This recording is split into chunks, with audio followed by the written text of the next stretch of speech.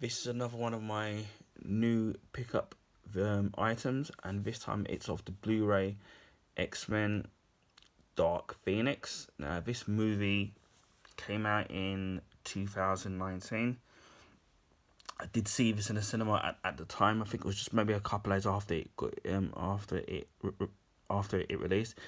Interesting film, but a bit of a disappointment, which we'll go into later on. The movie is directed by Simon Kinberg and written by Simon Kinberg as well. He also wrote X-Men The Last Stand, which he co-wrote with Zach Penn. Now, this tells the story of the dark, of the Dark Phoenix saga.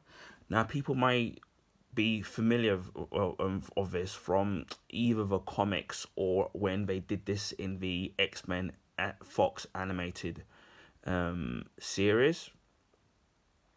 They did try to do some form of the Phoenix saga in X-Men The Last Stand, which totally kind of botched up the events of the Dark Phoenix saga and kind of left a lot of nasty taste on a lot of people's mouths. Well, the whole movie did, and obviously we know the story behind that. So this is Dark Phoenix. Now, obviously, after the X-Men Last Stand, we got X-Men First Class. We then got Days of Future Past, and then we ended up getting X-Men Apocalypse. So this carries on, obviously, from the events of those movies. As I said before, from X-Men First Class to the Dark Phoenix, obviously this is a prequel, which is meant to be set before the first X-Men movie, X-Men 2 and Last Stand.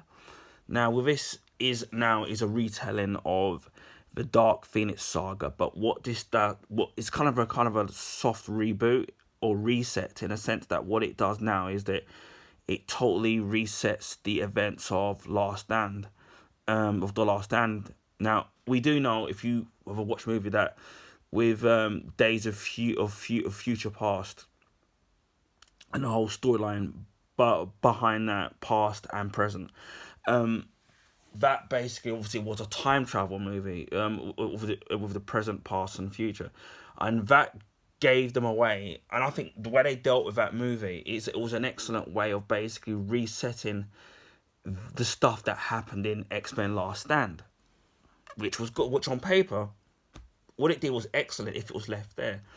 But I personally think that the reset time travel thing, if it had been left there, would have been fine. But I think what it ended up doing is that now you have to try and, although that you've retconned the terrible events that happened in Last Stand, so it's giving you kind of a fresh slate.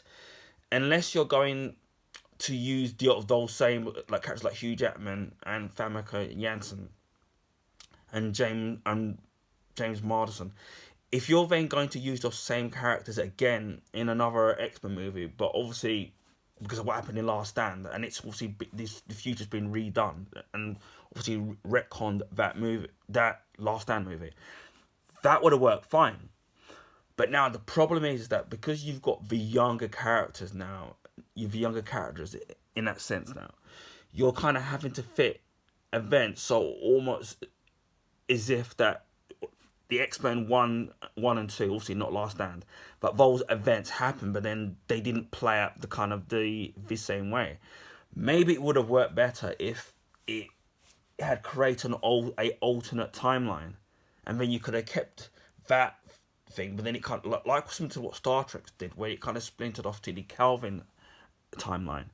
So obviously you get this movie, and I'm sitting and going to be perfectly honest about it. Obviously, certain characters in it that don't stay in it very long. Now, I don't know, and which I won't spoil, even though it's been out long enough. Now, I don't know if that's the way it was written, or whether certain actors or actresses just basically just didn't want to kind of be in it.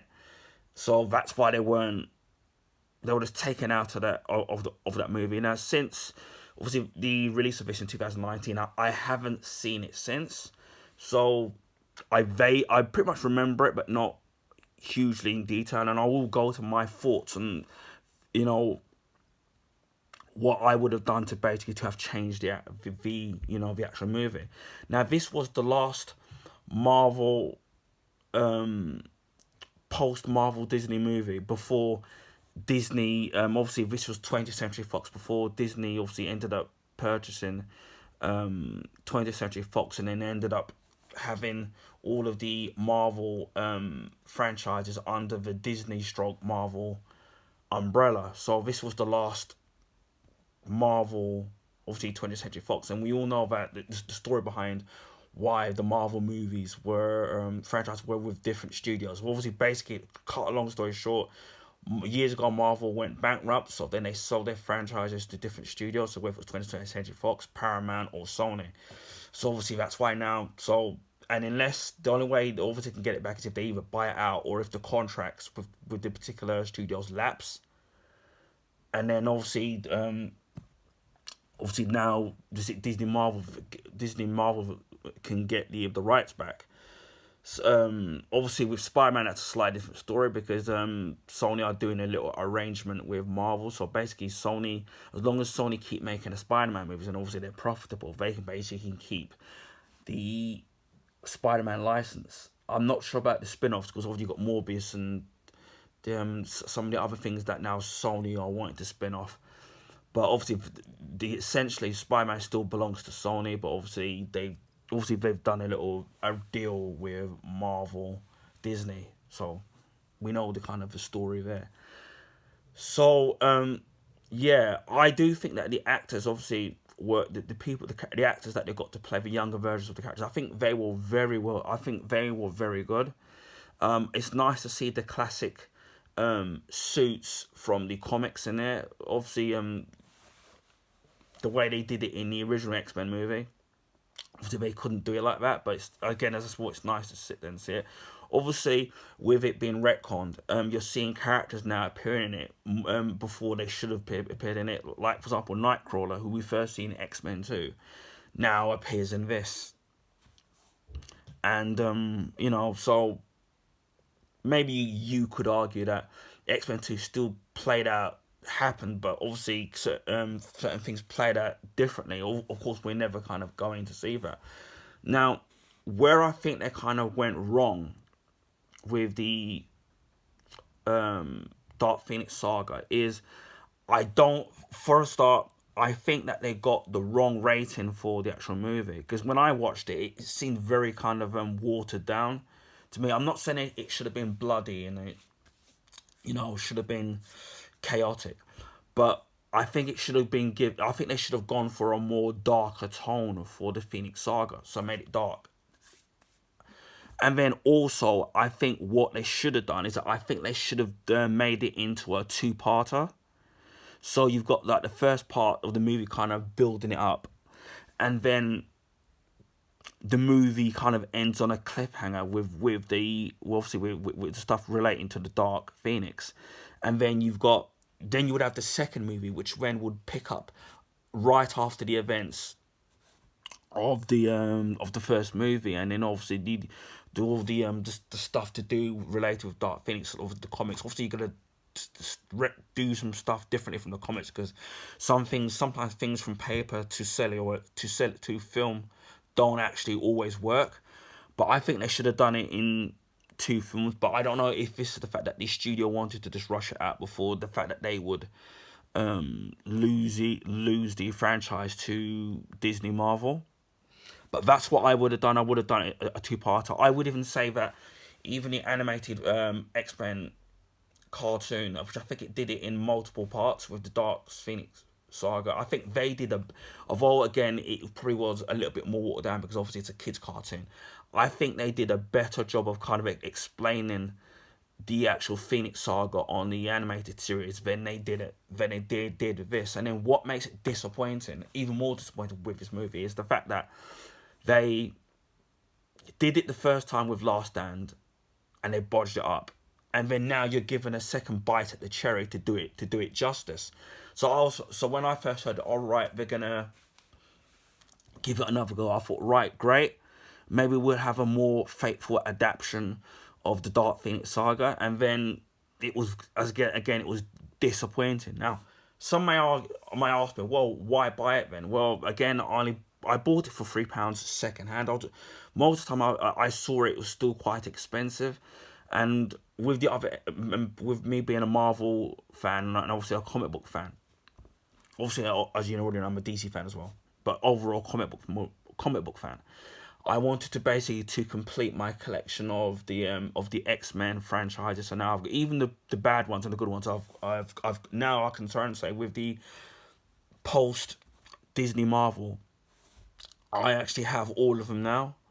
The ones obviously before Marvel, obviously Marvel Disney took it over. So now I've got it complete.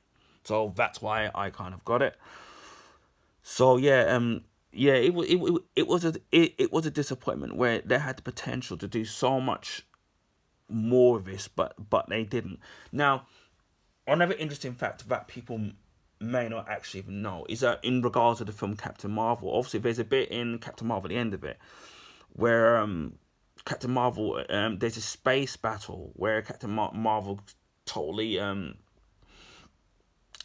powers just increase, and then she turns into this fire thing, and then she ends up taking on all these aliens. Now, I did read that the original idea was that they were thinking of doing something like that in the Dark Phoenix, where the Phoenix also would have gone out of space and then she would have, you know, it would have been more galactic, and you would have seen the flames, similar to what they did in the animated series. But they didn't want to sit there and do it because they thought that the scene was far too similar to the scene, the space battle scene in Captain Marvel.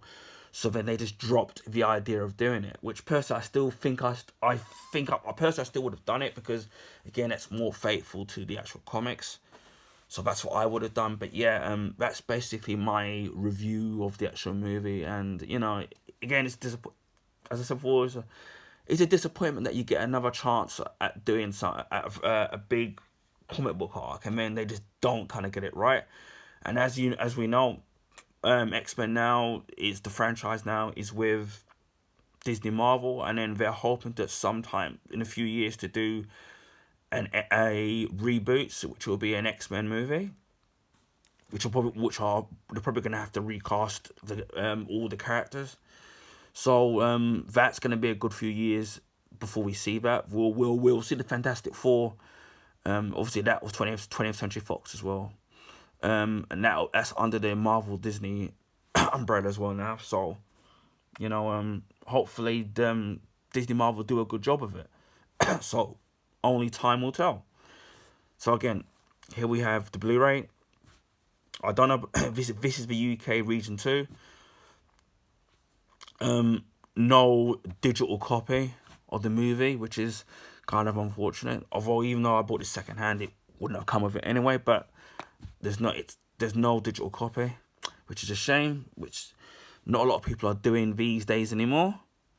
Again, as you can see, it's rated 12.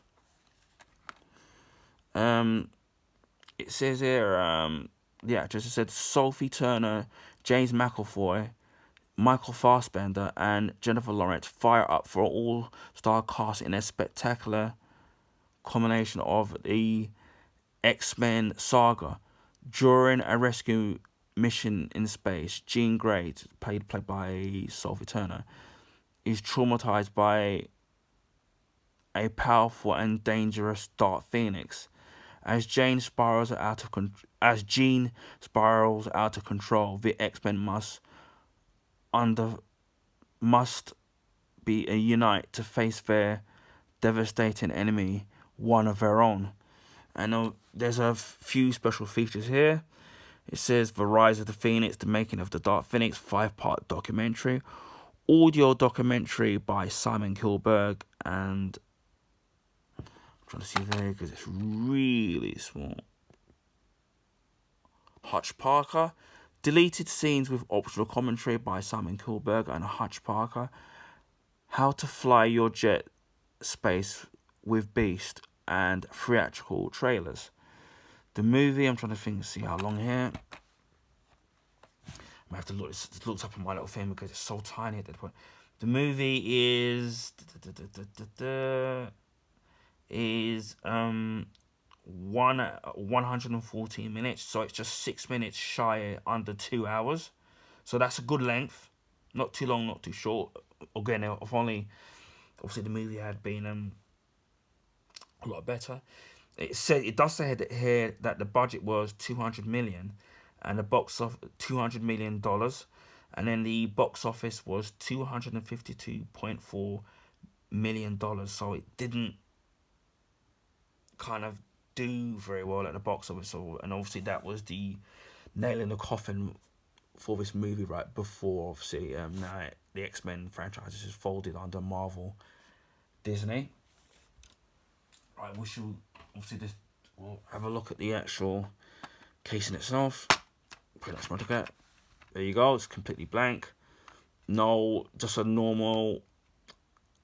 No artwork on the actual Blu-ray disc, so it's just plain, which is unfortunate. It would have been nice to have some artwork. Obviously, you're not going to get that unless you on the inner cases, because obviously they usually tend to do that with steelbooks or reversible inlays.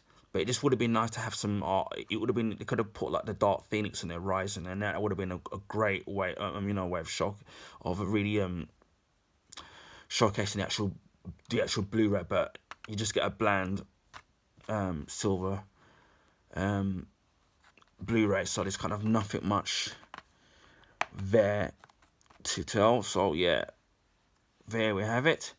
Now, when I bought this secondhand, it did have some stickers on there, but I removed them before filming, and then there was some sticky residue in it, which I didn't want to subject people into seeing me trying to sit there and try to scrub that off. I've done a little video in something I found that actually does help with getting rid of sticky residue when you've removed stickers off of your whether it's your Blu-ray, DVD, or game cases.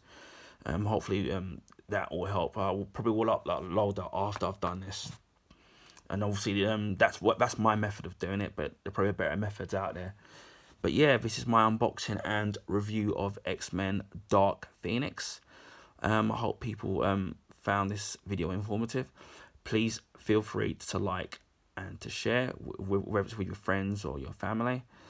Please also, if you can like the video, because that also helps people find me on YouTube. Because obviously, being a small YouTube, the algorithms don't favor us smaller YouTubers. So a like on your video does help. If you already haven't, please feel free to subscribe to my channel. And I'll speak to you all again soon. Take care. Bye for now. And wherever you are in the world, please stay safe.